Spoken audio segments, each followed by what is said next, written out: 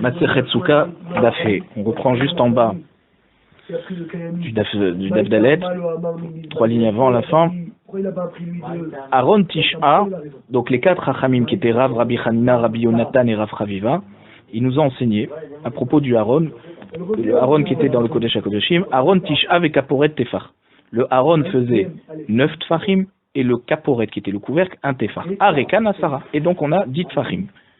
Ukti venoati lechasham vedibarti techam ala Kaporet.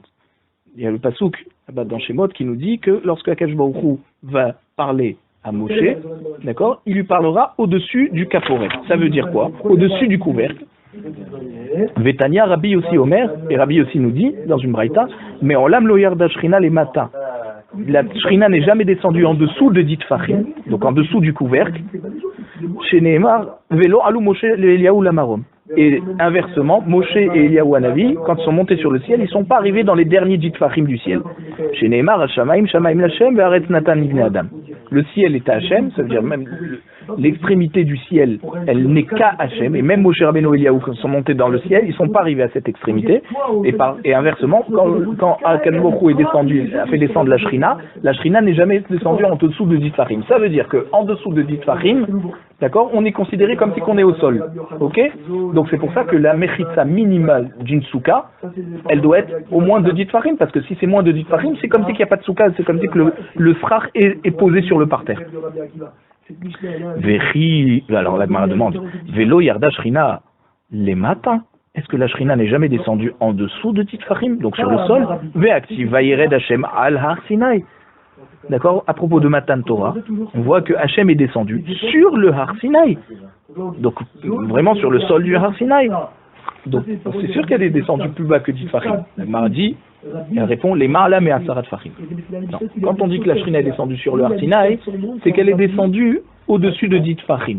Elle était très proche du Har Sinai, puisqu'il restait même pas 1 mètre de séparation. C'est pour ça qu'on dit qu'elle est descendue sur le Har Sinai. Mais ne va pas comprendre que la Shrina est descendue jusqu'au sol du Har Sinai. Non, elle était au-dessus des dit Fachim. Ah, la Gemara repose comme question. Ve'active, on a un pasouk dans Zecharia qui parle de la guerre de Gog et Magog à la fin des temps et qui dit Ve'amdu raglav bayomahu ala razetim. D'accord? Ça veut dire que quoi? Que la Shrina va descendre sur Harazetim. Donc c'est mamash les pieds sur Harazetim. Amdu raglav. C'est quoi? Donc de quoi on parle là-bas? C'est de Zecharia à Navi qui reçoit une névoie qu'à la fin des temps, tous les peuples vont se réunir pour faire la guerre sur Yerushalayim et ils vont réussir à la conquérir. Et là, Hachem va faire la guerre contre eux. Et il va se tenir sur Harazetim. Harazetim va se couper en deux, miraculeusement. Et Hachem, ce miracle va faire que Hachem va être reconnu par toutes les nations. Et c'est là on dit Ve'aya Hachem echad u'shmo echad, que toutes les nations vont abandonner leur croyance, leur Dieu, et c'est à ce moment-là qu'il y aura le plus grand Kiddush Hachem.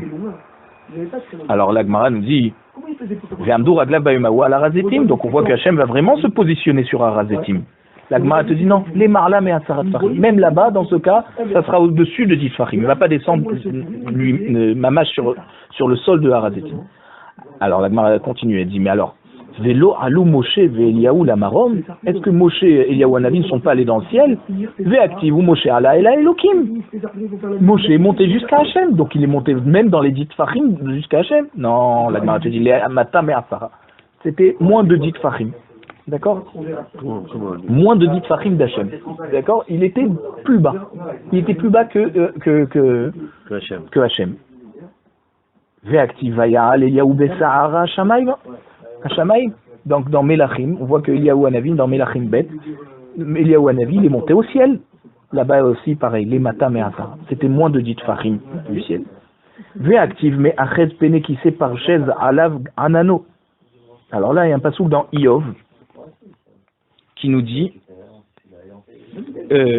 Iov raconte des miracles d'Akadosh Baruch Hu, d'accord, des grandeurs d'Akadosh Baruch Hu. Ça veut dire que Akadosh Baruch Hu, il attrape les mechitzot du Kisei HaKavod Et après, je suis fatigué, je m'en vais. J'ai un problème, je sais pas, parce que c'est le seul jour où toute la semaine, je travaille. Et il met une mechitza.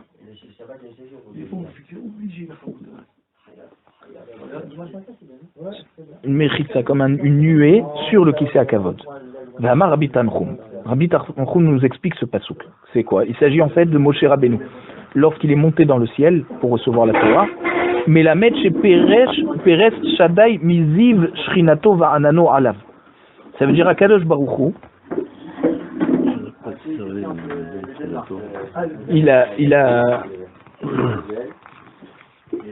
Donc la Shrina, la nuée d'Hachem, ils étaient mamash sur Moshe Rabbeinu. Et ça veut dire que Moshe Rabbeinu, il est arrivé mamash à l'endroit de la Shrina. Il te dit non, les matam et Asara. Même là-bas, il était rentré dans la Shrina, mais il était en dessous de Ditfarim. Donc c'est Hachem qui a fait descendre il a fait descendre la Shrina un peu plus bas, d'accord, et pour que la nuée recouvre Moshe Rabbeinu. La Gemara demande Mikol Makom, mais Arez Peneki Sektiv. On voit que quoi? Que Moshe Rabbeinu, il a attrapé les pieds du Kisei HaKavod. Qu'est-ce que tu me dis qu'il était un dit Fahim en dessous? Alors il te dit, la Gemara, Ishtar Bouvé, Ishtar Bev le Kisei. Asara Venakadbe.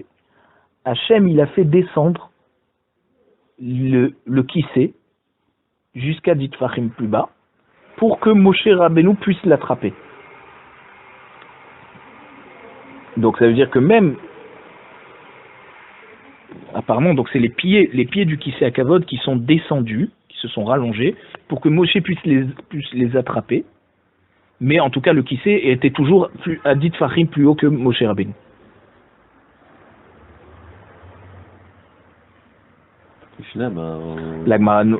Donc on revient sur les paroles des 4 Hachamim, d'accord, qui nous disaient que le Aaron faisait 9 tfachim et le couvercle faisait un tefach.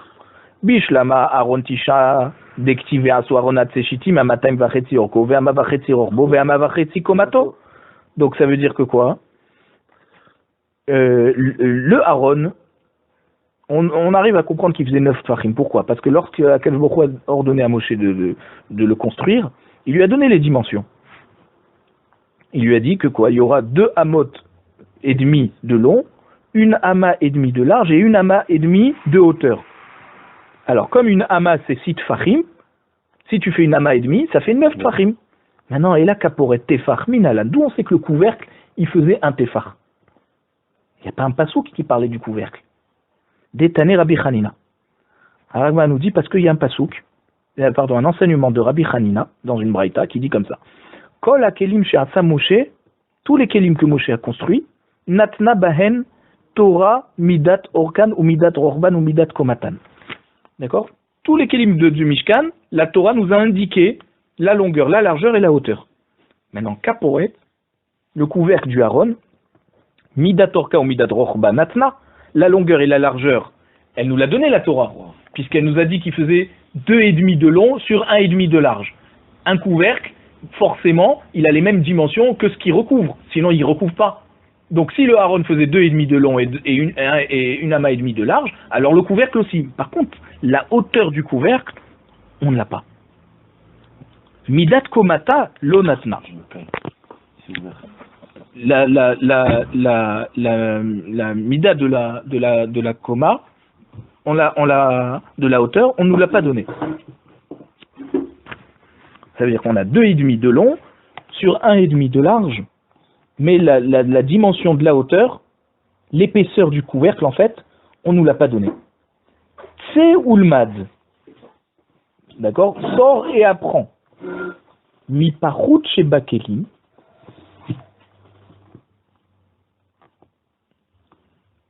Si tu veux connaître l'épaisseur du caporet, il faut que tu te réfères au Kéli,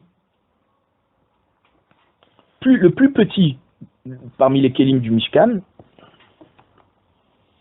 Donc, et c'est lequel? C'est la misgueret du Shulchan Apanim. Il y avait une misgueret qui était autour du Shulchan. Shene Emar. À propos du Shulchan, on nous a dit Ve'asitalo misgeret tofar saviv. Malé alam tefar, afkan tefar. De même que la misgeret, d'accord, qui est autour du shulchan, d'accord, on voit qu'il y a une misgeret autour, d'accord, autour du shulchan. De même que là-bas elle faisait un tefar, alors aussi le caporet faisait un tefar de hauteur. Alors l'Agmara nous dit Venilaf mikelim gufayou. Pourquoi on apprend la hauteur du caporet de cette misguérette, de on dit en français, ce tour qu'il y avait autour de cette frise qu'il y avait autour du shulchan. On n'a qu'à l'apprendre du keli lui-même, c'est-à-dire.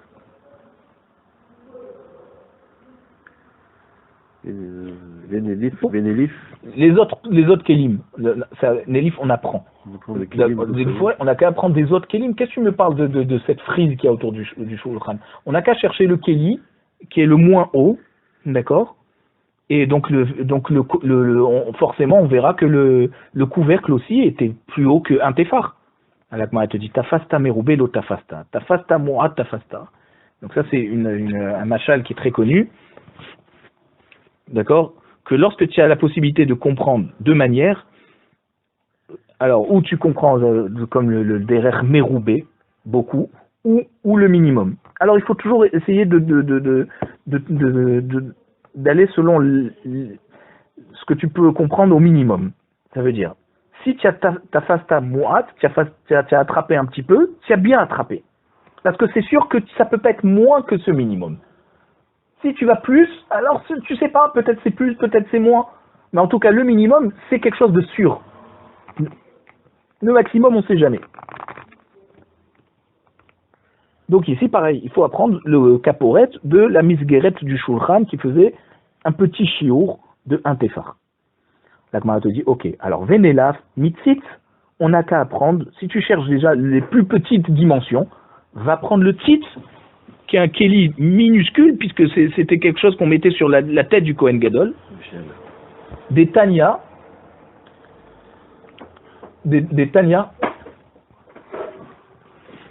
parce qu'on a enseigné dans la Braïta, tzit domé kemin tas. Le tzit, c'était comme une plaque, shel zahav, en or, verachav shtet baot, donc il était large de 2 doigts, ou mukaf me ozen le ozen, et il allait de l'oreille à l'autre oreille du Kohen Gadol. Vekatuv alav, et il y avait écrit dessus, shete shitin, en deux lignes, yud he milemala, ve kodesh et lamed milemata, en dessous. Donc il y avait donc yud he, c'est donc le yud kevavke, d'accord, le nom d'Hachem, et en dessous il y avait écrit kodesh et lamed, et la lettre lamed.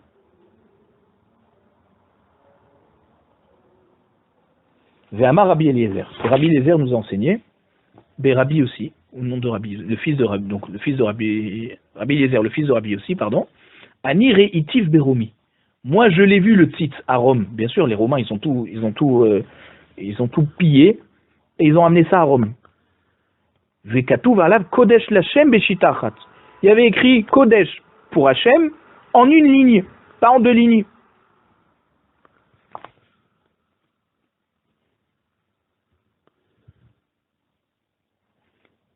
Bon, en tout cas, le tzitz, il fait moins qu'un tefar, il fait 2 doigts. D'accord? 2 doigts. Alors ça, c'est tafasta moat, tafasta. On aurait dû dire d'abord cet exemple, le couvercle du Aaron, il est comparable au tzitz, que sa plus petite dimension, c'était 2 doigts. Moins qu'un tefar. Danin keli mi keli, ven danin keli mi tarshit. La Gemara te dit, attends 2 minutes. Le couvercle, c'est un keli. Le tzitz, c'est un tarshit, un bijou. On n'apprend pas des dimensions d'un keli par rapport à des dimensions d'un bijou. C'est pas logique. Le tzitz, c'est un bijou, un vêtement du Kohen Gadol. Alors, venilaf, misère, on n'a qu'à apprendre la dimension du couvercle, du caporet, par rapport au zer. Zer, ça veut dire que c'était une sorte de petite couronne qui avait autour du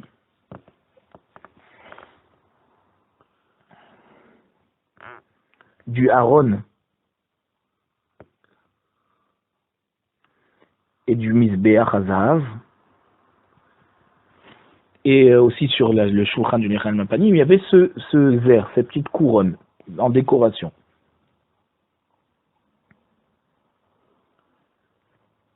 Des Amarmar, parce que un des Chachamim nous a enseigné, zère Mashehu. Zère, cette petite couronne, d'accord, cette décoration, Mashehu. Ça veut dire c'était le plus petit possible, même à rien du tout. Donc ça veut dire que c'est plus petit, en tout cas que... Voilà, c'est plus petit que Tefar. La Gemara te dit non. Danin Keli mi Keli, ven Danin Keli me Hersher Keli. On apprend Keli d'un Keli, mais on n'apprend pas un Keli de Hersher Keli. Et cette couronne, cette petite couronne, n'a pas un digne de Keli. C'est un détail du Keli. D'accord? Ce qui rend que ce Keli soit kasher. Il lui fallait cette petite couronne. Mais c'est qu'un petit détail du Keli. Alors, il y a Misgeret Namir, cher Keliou. Alors, pareil, la Misgeret qui faisait un Tefar, ça aussi c'est un détail du Keli. Or, nous, on a voulu apprendre de ça. Que, de même que la Misgeret faisait un Tefar, alors le couvercle du Aaron aussi fait un Tefar. La Misgeret en elle-même, c'est pas un Keli. Alors, il te dit, Misgarto le Matahaita. La Misgeret du Shulchan, elle était en dessous le Shulchan. Là. Tu vois, elle était en dessous. On mettait la table du Shulchan au-dessus de cette Misgeret. Ok, alors, vas-y, Michané.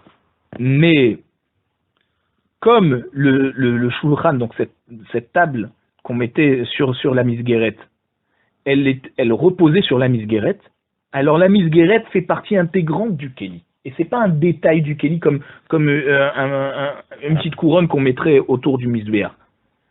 La table reposait sur la Misgeret. Il repose sur les 4 pieds. Oui, mais s'il n'y avait pas les 4 pieds, c'est vrai que ça aurait pu reposer sur les 4 pieds. Mais techniquement, on voit que la table reposait plus que sur les 4 pieds, puisqu'elle reposait sur la Misgeret, et c'est une meilleure attache. D'accord? Puisque là, c'est toute la table qui repose. C'est pas simplement les extrémités de la table qui reposent sur des poteaux. Sur des pieds. D'accord, donc la Misgeret était en dessous, et donc c'est pas un Hersher Keli, ça fait vraiment partie du Keli intégrante cette Misgeret. Anicha le man de Amar Misgarto le Matahaita. Ok, ça marche bien d'après le man de Amar qui te dit que la Misgeret était en dessous, mais et là les man de Amar.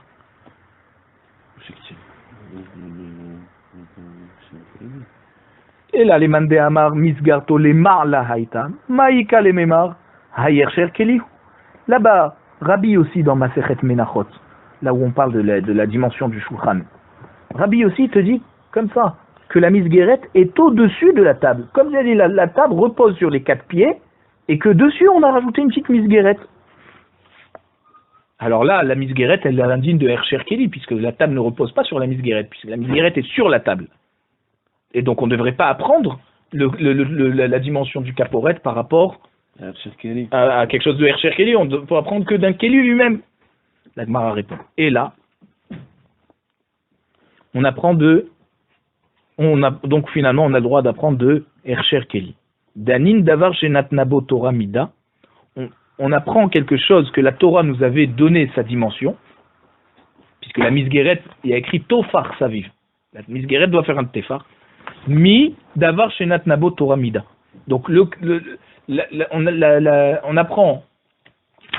on apprend quelque chose que la Torah donnait sa dimension. Donc ça c'était le Aaron qui faisait 2,5 sur 1,5. Ok. Mais on n'a pas donné sur la Kaporet.